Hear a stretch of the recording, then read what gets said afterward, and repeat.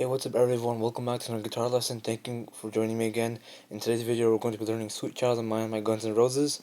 So we have a few parts to cover in this video. We have the intro, we have two guitar parts to cover. Then we have two verses. There's no pre-chorus in the song, so we go straight to the chorus. That's about 4 parts right there.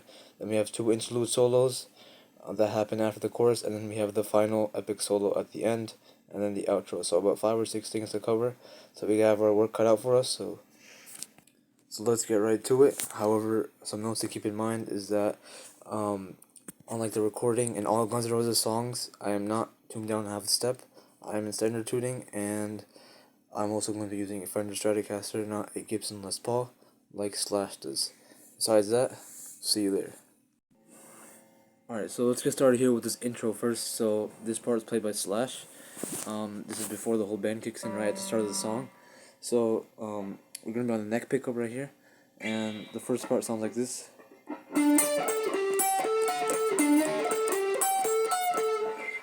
So what was he playing here? Well, we're in the E minor pentatonic scale.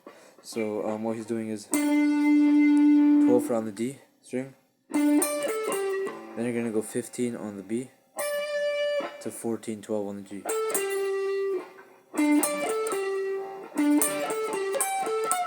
Then you're going to go, that's 4 notes, so that's 15 on the high E string to 14 on the G to 14 on the high E string, back to 14 on the G.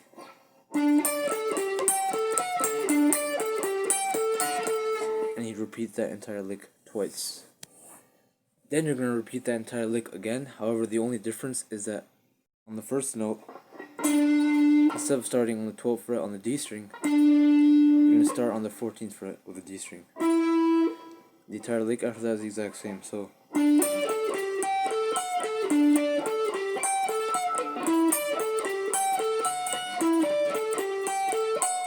as you can see, exact same. The only thing changes is the first note, and you play both licks twice. Then do the same thing again. However, this time the first note changes once again.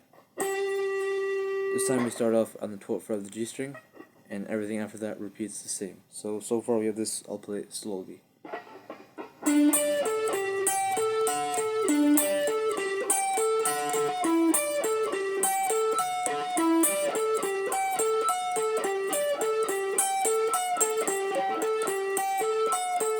So as you can see, everything remains the same despite the first note.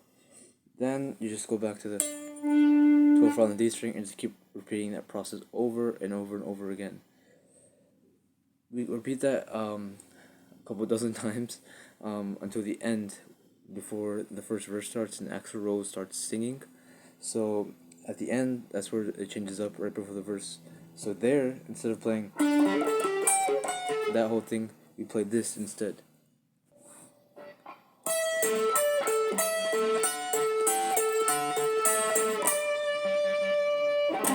Alright, so what's going on there? We have this. So we're going to go 12 on the high E string to 14 on the G. Then do 15 on the B, back to that 14.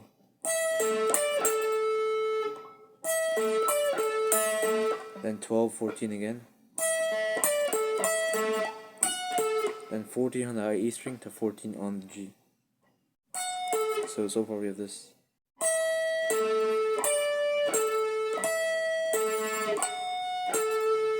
Then we're going to do this.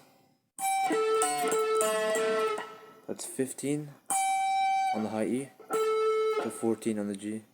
Then 14 on the high E to 14 on the G. Then 12 on the high E to 14 on the G. Then we finish it off with the 15th fret on the B. So very slowly.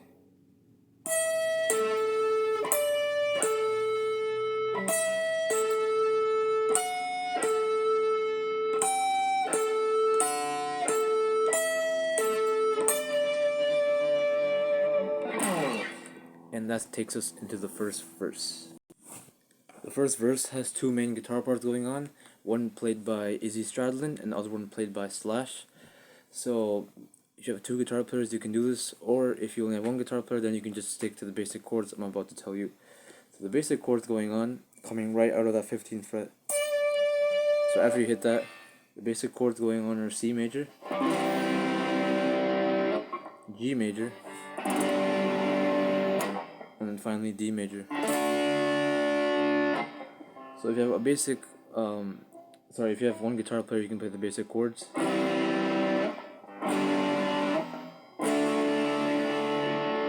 me turn down my distortion a little bit.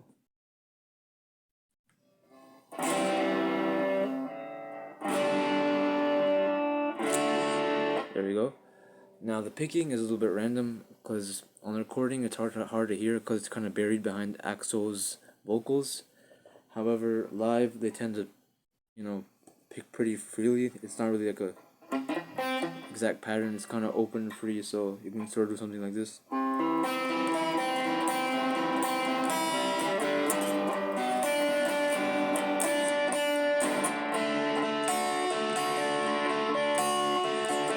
Something like that, as long as you're outlining these three major chords, then you're good to go. Now if you have a second guitar player, one of them can play these basic open chords, they're called open chords because you have open strings ringing in them.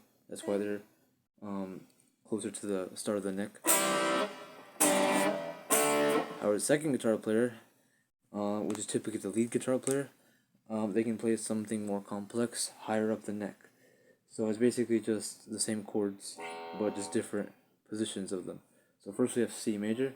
So instead of playing it here, you can play it up here.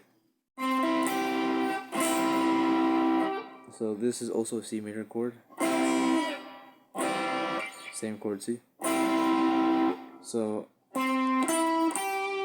this is the 10th fret on the D string, 9th fret on the G string, and 8th fret on the B string.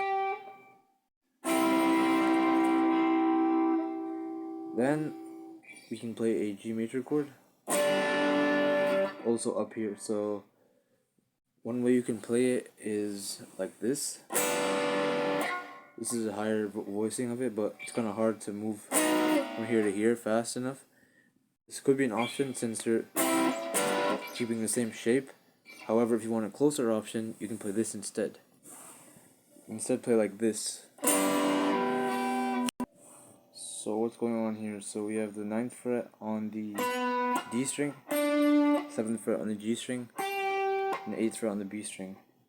We're still playing a G major chord because we're still playing the three notes that make up the G major chord: G, B, and D. So you can switch from this to this, or you can go from here to down here. Either or works. Then we have the final chord, which is D major, and play like that, which is just a bar across the 7th fret on the D, G, and B string. So you can play with the first finger, just lay it across like this, or like this. It's your basic A major chord shape, just moved up a few frets. So we have this.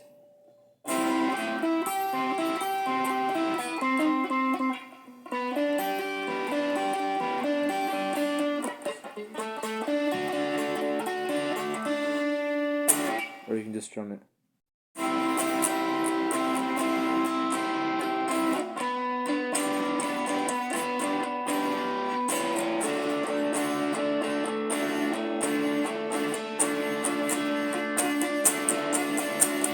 Same thing as this.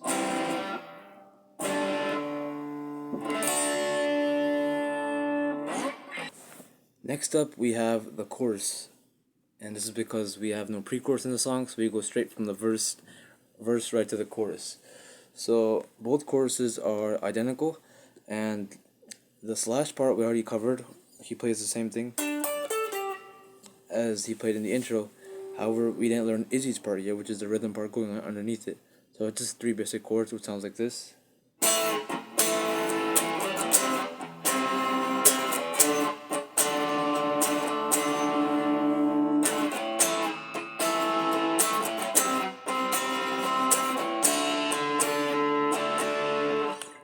That's pretty simple.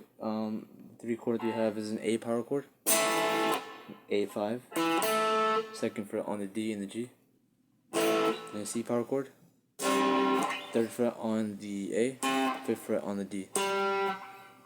Then move that shape up 2 frets to get a D power chord. Instead of playing the D power chord here, you can also play a D major chord like we did before, or just a D power chord by removing your middle finger, because it gets rid of the major third, so it makes it a power chord.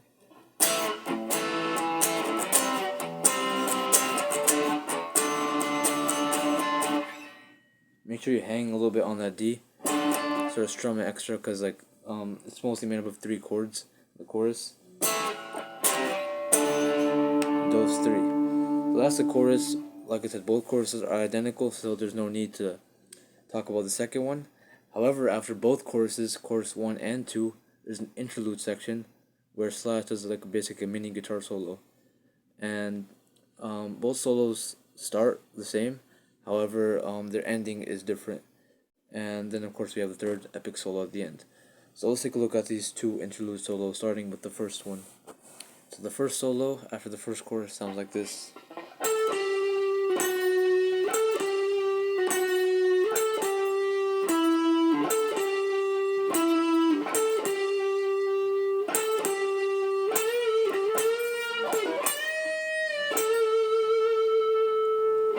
Alright, so what's going on there?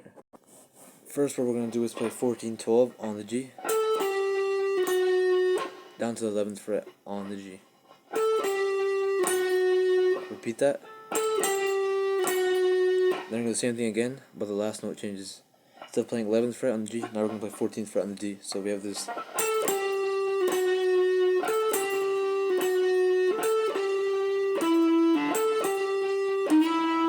Make sure to do everything twice, like I just did. Then do this 14-12 again on the G. Do it again. Then we have this little lick.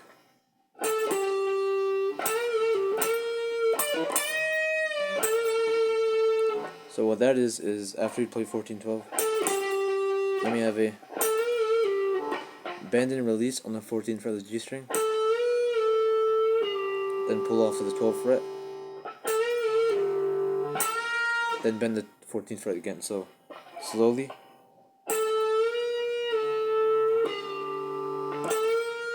Alright, so then do this. So that's 15th fret on the B. Then bend it. Release it. Then bend the 14th fret on the G string again. So very little small bends and technical little pull-offs and stuff going on like that. But that's really what makes the Slash sound, you know? So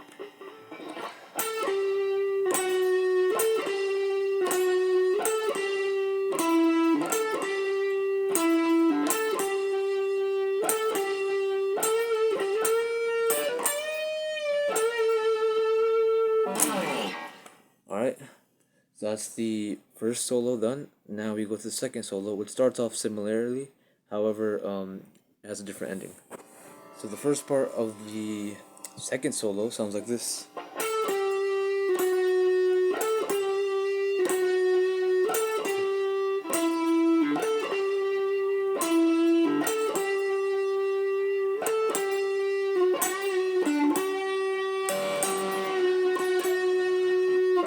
Alright, so what's going on there? From the start, as you can see, it's the same. Then we do the 14-12 twice on the G string again, and then we have that other lick, right? So, same thing again. Instead of that lick, we just have a different lick. That's basically the only difference. So instead of playing that lick, we play this.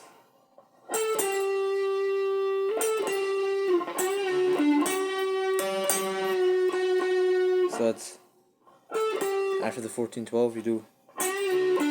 So it's bend and release on the 11th fret of the G string to the 12th fret on the D. Then bend the 11th fret on the G string again, but this time don't release it, just hold it. So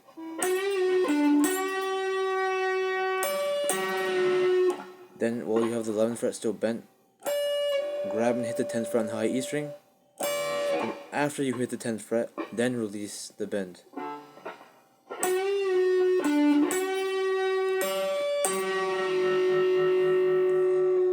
Okay. Alright, just like that. And then after you release it, just hit the 11th fret again. Alright, so that's the first part. Then the second ending of that same solo, the second solo still, it's a different ending. So that sounds like this.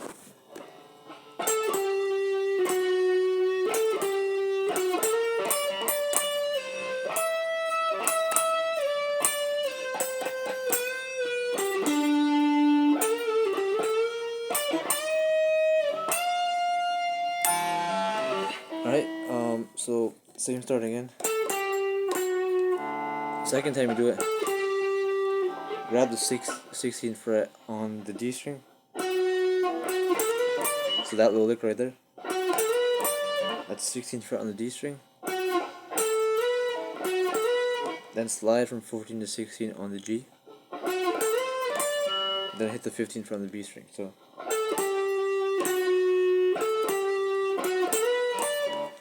alright, after you hit the 15th fret on the B, make the note very staccato.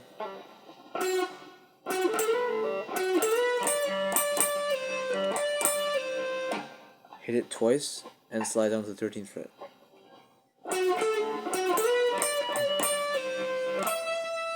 Then jump up and grab the 17th fret on the B string. Same string still. So far we have this.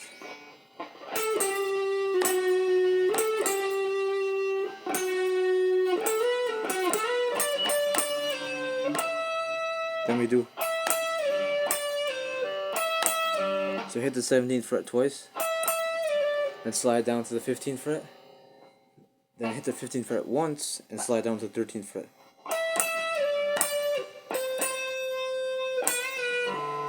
And hit the 13th fret a couple of times before we do this little lick. So that's 12th fret bend and release on the B string. Then 12 on the G to 12 on the D.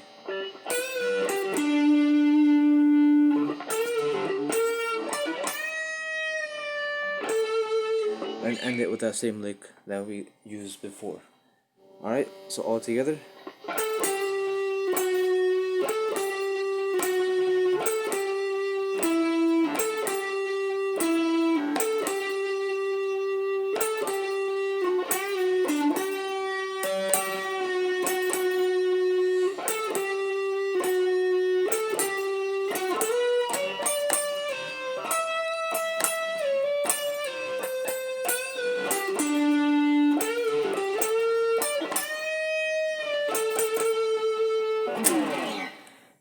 Alright, and then we're gonna have this little part that goes on right before the solo starts.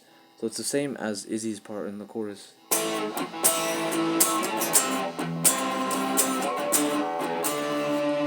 So that's all you gotta know. Just at the end, instead of letting the D ring out, just do a little build up into the solo. That's when the solo starts. So now let's take a look at the solo. So we start off with a bend.